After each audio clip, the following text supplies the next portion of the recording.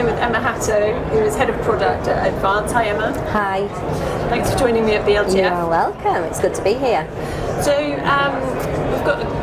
you've recently had a big announcement at Advanced, which is the launch of OneAdvanced. Absolutely, yeah. And it's not just, so I know you've had a bit of a rebrand, but I know that you've also, it's more than that, isn't it? It's in terms of creating effectively a portfolio of products. Absolutely, yeah. So really moving away from product focused to sector focused in terms of the way that we deal with our customers, as well as the way that we suggest or work with them in terms of their technology requirements. So explain to me from the beginning. So you've obviously got a number of different products. What does this mean? If I'm the customer in the legal sector, what does this development mean? If I'm approaching this, I'm saying, well, you're saying, oh, we're one advanced, we've got one offering. What does it mean for me as the user? Yeah, okay. So the whole rebrand around OneAdvanced was around us powering the world of work. We've moved away from traditionally selling by product into a market to selling to a customer. So all of the products that are relevant to the law firms that we work with, as an example, are the professional services company. And that's not just legal technology specific software, right? That's including things like people software. So when we're working with our customers now, we're really focused on their challenges as a business, not just their legal tech challenges.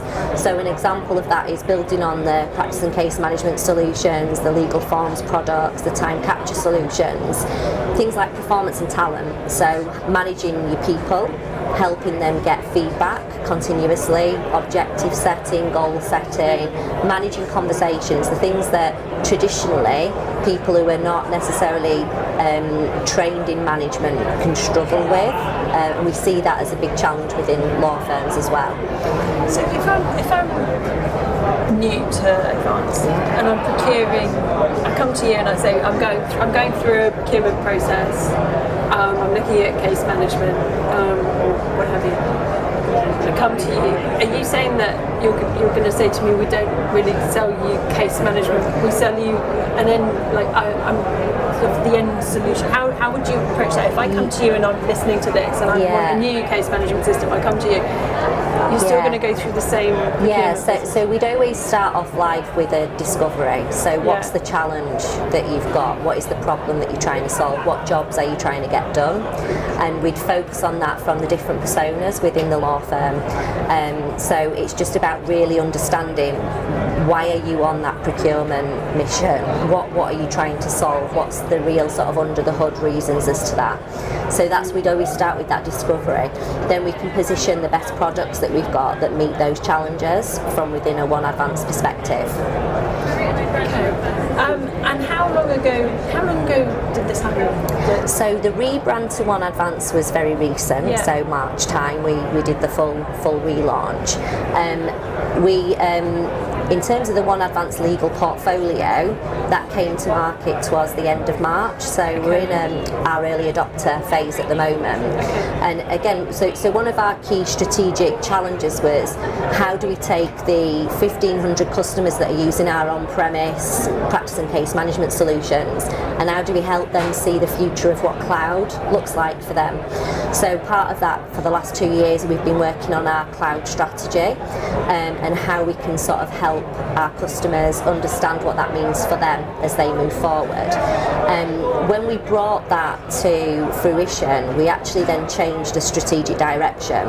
So we bundled it together as a portfolio. So these products are still sold individually where it's applicable, but actually what we were starting to see more and more is there's a tech requirement, and we've got a number of those business critical solutions that a law firm needs.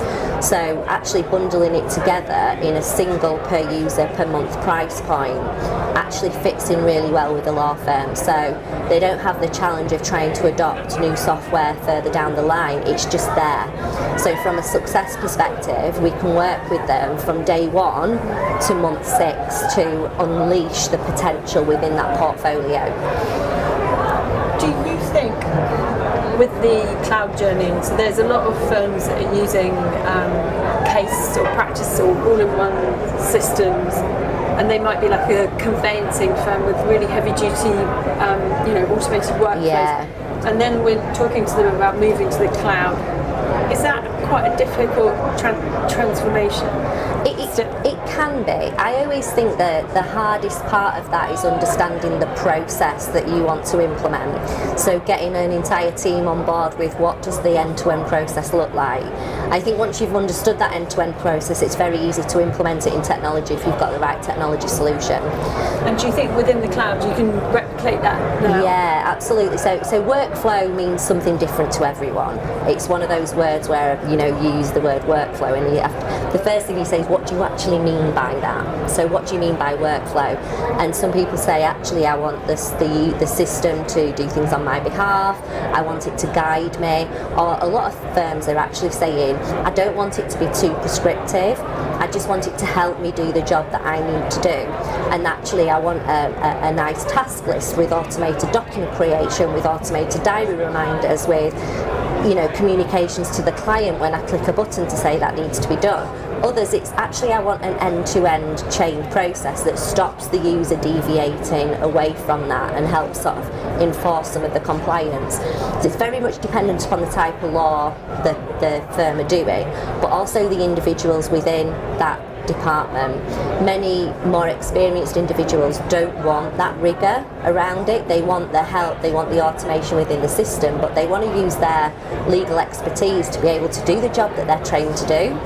Others, where it's maybe higher volume, that might have less skilled staff within some of the departments, want that rigour there. So yeah, I think within the cloud technology stack, yes, there's an element where you've got to recreate that process, depending upon which software solution you were coming from, or if you were starting from scratch. I think that the biggest challenge of a law firm is to actually lock down and tie down what is that process, what is it that we want to do, and then the implementation of that becomes quite simple. Yeah, okay.